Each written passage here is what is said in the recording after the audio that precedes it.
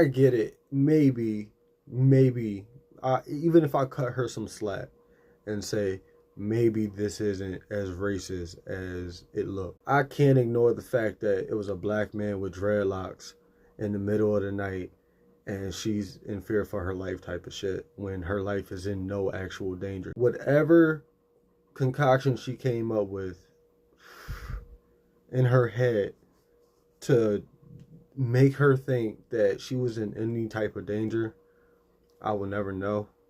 And I'm speaking as someone who walks a lot at night, or at least I used to. And sometimes you get in your head when you see something, when it's kind of dark and there's somebody walking behind you, you kind of cross the street and shit. I've done that. You know, when you think somebody's following you, so you turn around, walk the other way, and realize you're just kind of paranoid. So I understand, you know, when you get that little scare in you. But then there is just like survival instincts type of things that you do. And she didn't do anything that dictated her really being in fear. Like if she thought somebody was following her, we all know the fucking rule. Turn around and go the other way. If the car turns around and starts driving the way that you're walking, 9 times out of 10 you might want to run. I mean, there is a chance that somebody might miss a turn. So pick your area where you make your turn.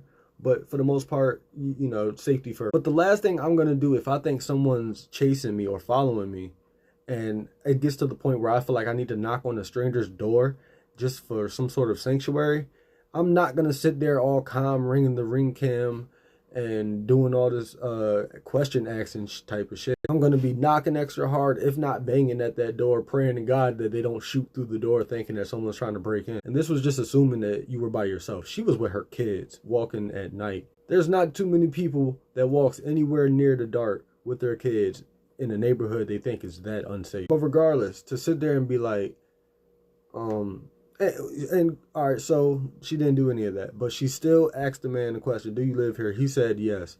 Now, at that point, you need to start assessing your fucking surroundings. If you notice, the car was probably fucking off. This man was out of the car, walking up to his well-lit porch. At that point, it should have been nothing but a laugh and have a good evening. Instead, what she did was a complete fucking overreaction and fucking just unnecessary. And then keep in mind, here's the kicker.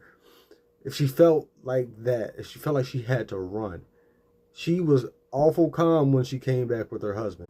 Again, if you honestly in your head believe someone is chasing you and you happen to make it home and you don't call 911, regardless of what your husband chooses to do as fulfilling the duty as your husband, you don't think to call 911 because you're the one who thinks that your life was in danger. And now, as far as you know, your husband's life is in danger.